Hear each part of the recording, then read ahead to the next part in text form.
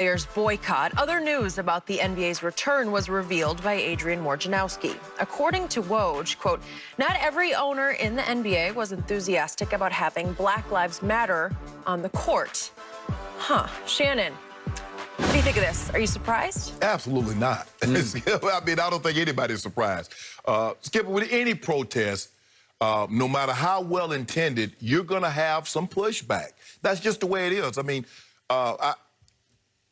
when I look back at Muhammad Ali, Skip, you know everybody in the black community were not proud with Muhammad Ali.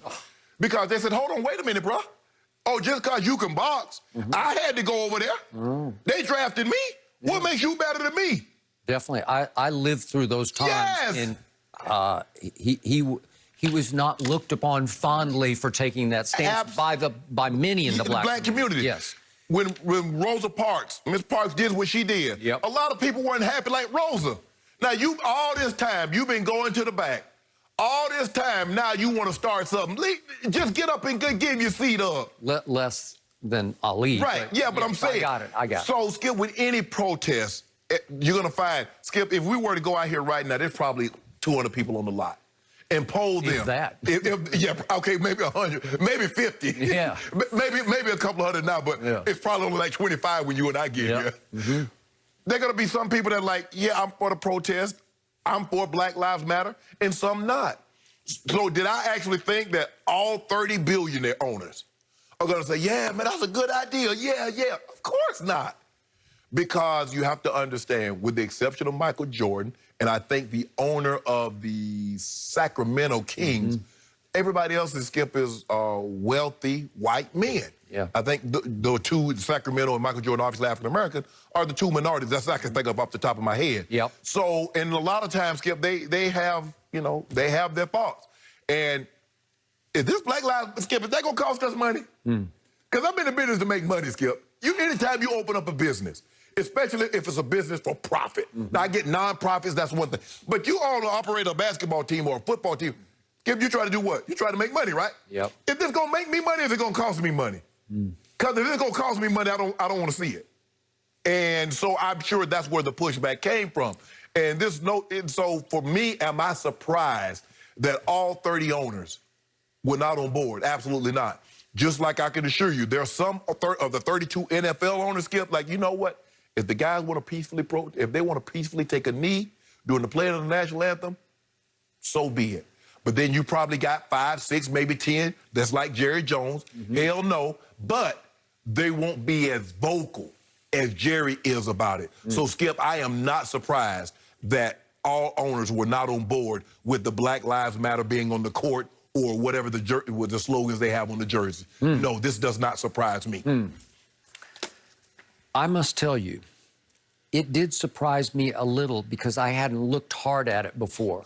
Because I had always sort of accepted the fact that NBA ownership, as opposed to NFL ownership, was far more enlightened and progressive and forward-thinking and maybe a little more left-leaning than the Well, how NFL. about this here, Skip? I'm surprised a source let it get out.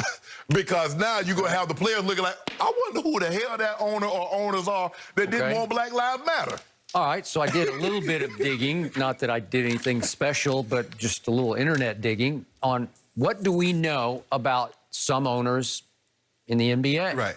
Are there some potential Kelly Loefflers, as we saw in the WNBA? So I'm looking, and again, I don't want to overstate this. I'm just stating facts. I'm not leaping to conclusions that they are the ones or that in any way, shape, or form I'm accusing them of being racist. But we do know this. These three contributed to the Trump campaign in 2016. Peter Holt of the Spurs, who's the longtime owner of the Spurs, he and his wife. James Dolan, obviously, thanks to his father. We know that he contributed. And Dan DeVos of the DeVos family that owns... Because I think it's his sister. Sister-in-law is Betsy, who was obviously appointed by the President of the United States to be the United States Secretary of Education. So there's some connections there, okay? And then going a little deeper, contributing also to Trump campaigns. I don't know if this is now or then. I think it was then, but maybe it could be now. James Morris of the Pacers, vice chairman. I'm not familiar with him, but I am very familiar with Tillman Fertitta, the owner of the Rockets. Yes. Contributed. And this is intriguing to me. James Buss, one of the brothers who helps run the Lakers. Yeah. Jeannie is in command, obviously, but James Buss did contribute to the Trump campaign in 2016. Right. And his father, the late, great Dr. Jerry Buss, he was a staunch Republican, but Jeannie is a Democrat. So there's some cross purposes going on there. Yeah. But James, one of the brothers, did contribute, okay? And if we go all full circle, for what it's worth, Dan Gilbert, often at odds with LeBron James, though he is a Republican. Yes. Okay. But again, I'm not leaping to any conclusions. I'm just giving you the facts, the lay of the land. So there are Republicans here who have ownership, you know, have stakes of ownership or the outright owners of these teams. Right. Okay. Well, I'd never really thought hard about all of the above. So yeah, it's out there. Yeah. It's happening. And yet, to your point, today, if some of the players in the bubble are watching right now, are they thinking, wait a second, I didn't know my owner was that. Maybe they do, maybe they don't. Would it make their minds wander to, wonder if they were the ones who didn't want BLM on the floor? Of course. And that's what I'm probably more surprised that a source told Wojnarowski that, Skip, that it got out, because like you, guys will start to dig and start to like, man, I wonder who it is. Because, you know, it's saying Black Lives Matter. We're saying we don't matter more. We're saying we just matter. That's it. That's it. We don't matter more. We don't matter less. We matter. That's it. That's all we're saying, Skip. This notion that we think, right. I'm with you. So, and that's what but I don't know. He did not specify. Right. Wojnarowski did not specify how many. Is it 2? Is it 4? Is it 15? Right. Who objected to Black Lives Matter logo? Let's give hell.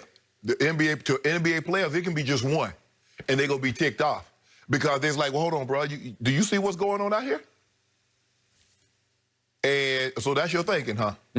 Skip, I just, like I said, they're in the business to make money, Skip. And if they feel something might get in the way of them making money. I was reading an article yesterday. Jeff Bezos is the first man in the world, Skip. $200 billion net worth. Do you believe Jeff Bezos is working less or more? He's working more because he's trying to accumulate more. So the thing is that when you're in the money-making business, you try to make more of that. Now, what's going to get in the way of me doing that?